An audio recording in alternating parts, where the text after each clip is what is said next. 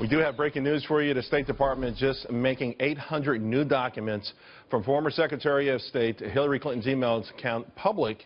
It's available online. That's in addition to 1,500 pages. This is for the latest. We have to bring in our Fox News Chief Intelligence Correspondent, Catherine Herridge. All right, Catherine, you've been following this throughout better than anyone I know. Give us the latest on this last round or the most recent round of emails. Okay, so we've got this release, Charles, and then we have another release Monday, and then that's basically it with the emails from the State Department, and this is part of a court-mandated deadline. Okay, the big headline in this latest group is that 88 contain classified information. The State Department says it's at the confidential level, which is a more junior level within classified, but it's kind of like saying you're a little bit pregnant. Basically, it's classified. It doesn't work that way. It's got to stay in secure government channels, and that's not what happened here. Final point, the State Department says this information was upgraded to classified or it was retroactively classified.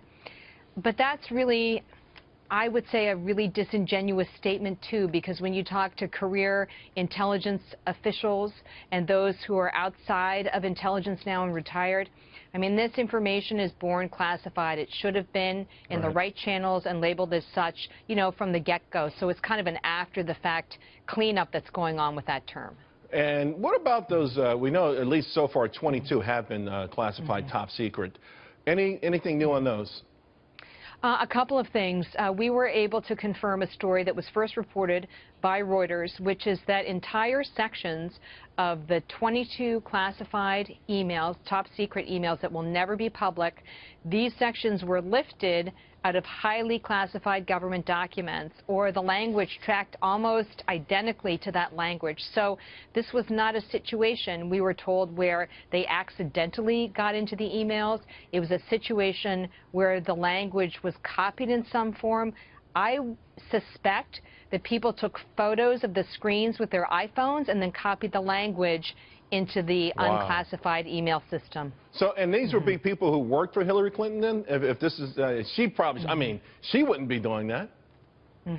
Okay, so almost all of the emails that are being sent to Mrs. Clinton come from her closest aides. So that would be her chief of staff at that time, Cheryl Mills, Huma Abedin, also Jake Sullivan, who is sort of the career State Department person. But she herself has sent emails that have been released and are heavily redacted where classified information is involved. So it is simply not a question of her sort of passively receiving this information. She also sent information that falls into that B1 classified bucket. Attorney General Loretta Lynch saying earlier in the week that the investigation was still ongoing, which I found odd that she had to remind everyone that this investigation would still be going on. Any sort of time horizon or timeline, any sort of estimated time where we may be able to start to get some sort of conclusion to this?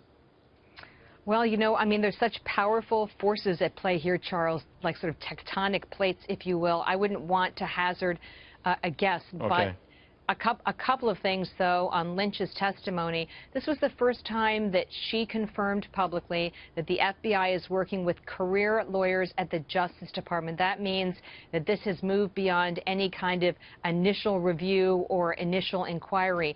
Number two, in the U.S. Attorney's sort of handbook of best practices, it does say that they should not announce an investigation or an indictment of a public official 3 months before an election. That's not a firm rule, but it's a recommendation. So if you use that as a guide, if something is going to happen in this case, it really needs to happen before August. So there's actually more time to play with here than people realize. Wow. Okay. That's a great point. I had not heard that before. Catherine Herridge, as usual.